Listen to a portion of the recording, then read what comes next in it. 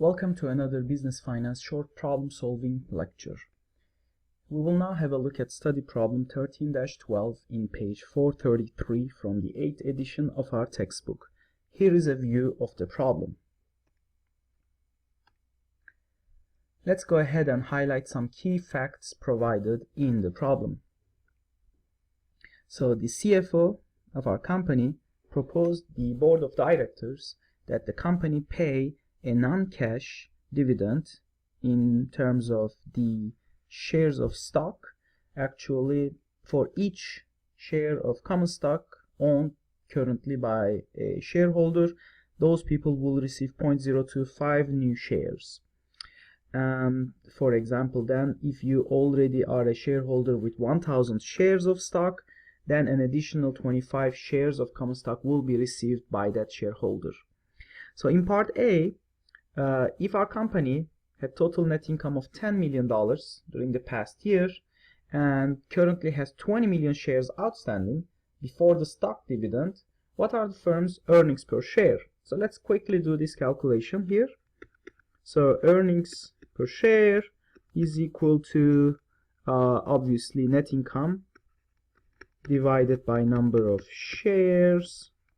Now let me remind that this is before the stock dividends. Okay, so that would be equal to, we are told we have $20 million in net, net income was $10 million. My apologies again. So net income was $10 million, and then the number of shares outstanding were 20 million. So as a result, the earnings per share was 50 cents. Okay, so for part B now, so we are done with part A. After the stock dividend, what is the firm's earnings per share? So it's pretty standard again. So earnings per share, you can call it post if you want, after, would be net income over the new number of shares. So net income apparently didn't change, huh? We still made $10 million of net income.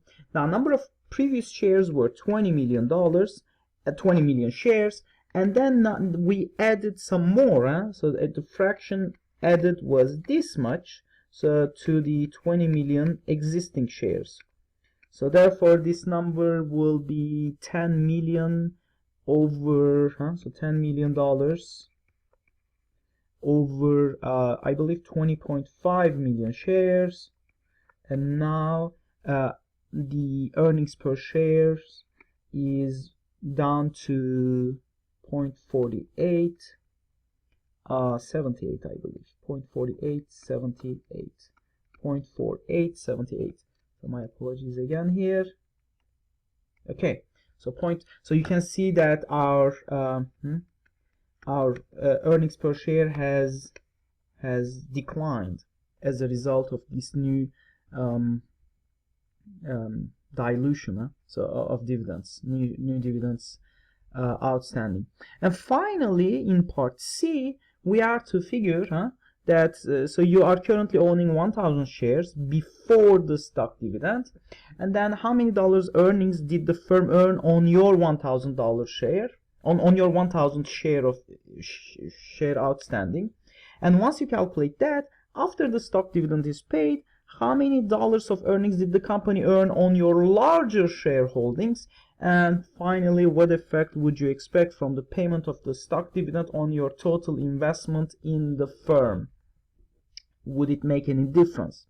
Okay, so let me open a new page for this part of the problem. So part C, oops, my apologies again. So for part C, so my fraction of earnings, basically earnings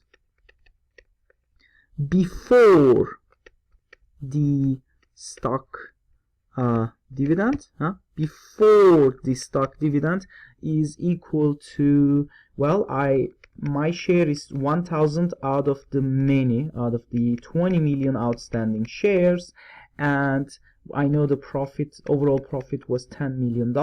So therefore my share, my fraction of the earnings is, as an investor, $500. This is before the stock dividend. Now we can calculate a similar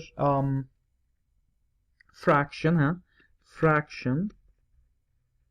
of earnings after the stock dividend, and let's see if there is any difference, if any at all. So my new shares has increased by 25 shares. So however, there is now more shares outstanding overall as well, and the company still makes the same profitability amount of $10 million. And guess what? My fraction of earnings after the stock dividend did not change at all. In fact, this is not surprising. Observe that the initial $500 is merely what? So once you look at it, it looks like, so this figure here is the